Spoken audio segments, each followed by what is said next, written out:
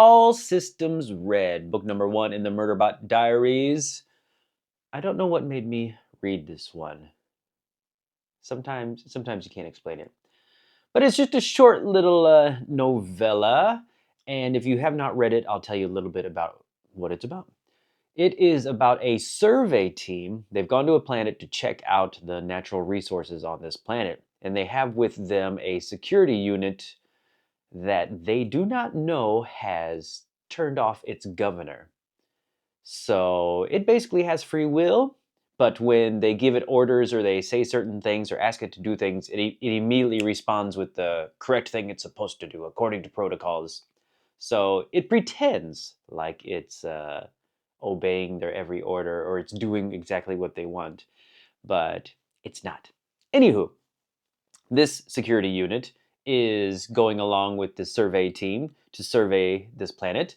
And along the way, well, they get attacked by a big, what did they call it? I forget what they called it, but something big right out of the gate. And this happens in the first few pages. They get attacked by something. They start mapping out. They're like, what in the world is this thing? We weren't told about anything like this. They find out that the map they've been giving is missing several sections. They know there's another bigger survey team on the other side of the planet. And as they start exploring these missing sections of the map, they start reaching out to this other survey team and they're not responding. They're bigger. They have more resources, more people. Somebody should be answering their calls. So now the mystery is what's going on with this other survey team? Why are there missing portions to their map? And all this is going on, their security unit internally calls itself Murderbot. Why? You'll have to find out. It really doesn't care about this job it's been given. It doesn't read the briefings. It doesn't read up on what this planet is all about.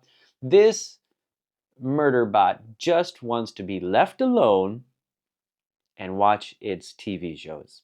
Yeah, it's downloaded hundreds and hundreds of TV shows, like a soap opera kind of thing, that it just wants to sit in its little cubicle, recharge, go to sleep or stand by and watch these serials.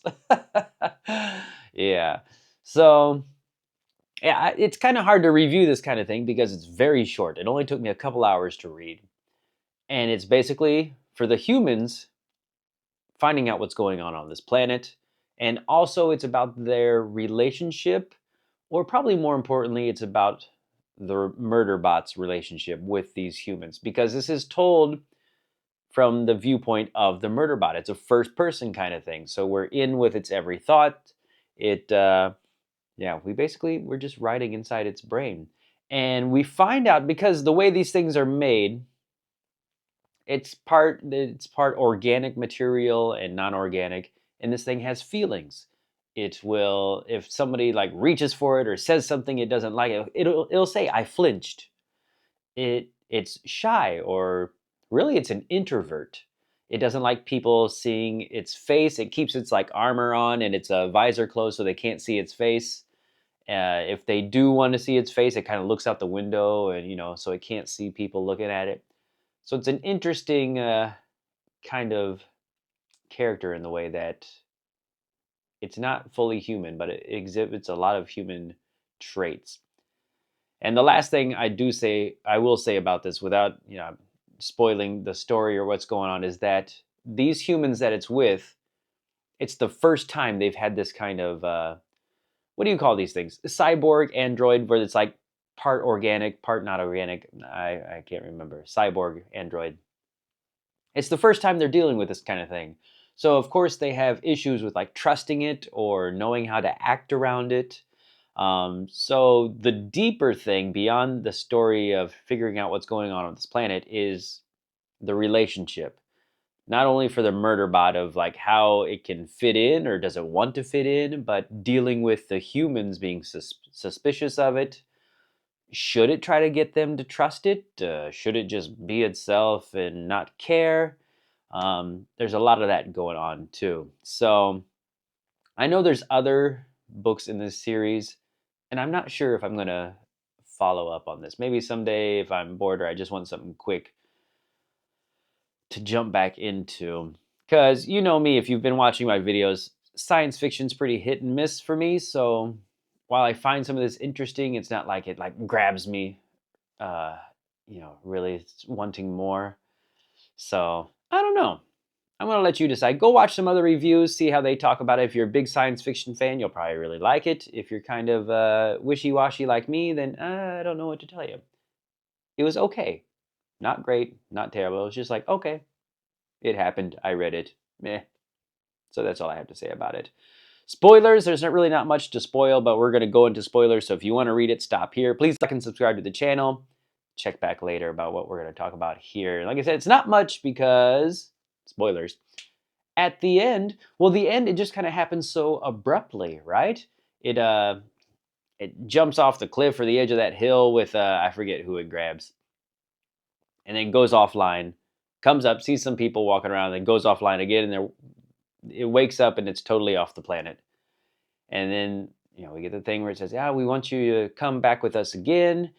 Oh, well, even if you want to stay on the same crew, we still have to like scrub its memory or whatever they have to do. And it's like, not with this one. Okay. So it's got these people. It even says that it feels comfortable with this group. So you kind of think, okay, here we go. It's just kind of end, and we've got a new home, a new family, a new set of friends, and maybe it'll start taking its job more seriously. But no, it gets up and it walks away. I'm going to do me. Now, I did take a peek at some of the future books and how it will come around and come back to these characters from the first one, which could be interesting. And like the corporate, what was it called? Chris Gray, or the corporation that's going on with this. Like I said, I don't know if I'm going to come back to these. It's just not it's not the thing that gets me excited. Wasn't bad, just doesn't get me excited. So maybe someday. That's all I'm really going to say about it. No point rambling on about it. Let me know what you think down below. If you've read all of them before and you're just watching this for kicks and giggles, let me know.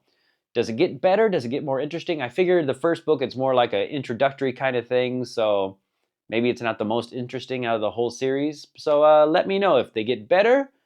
Are they more, are they serious? Is it like action filled? Is it more of the quote unquote human experience that this Murderbot is developing or figuring out for itself? Does it get more funny? I don't know. Let me know. Like and subscribe to the channel. More reviews coming up. Thank you so much for watching.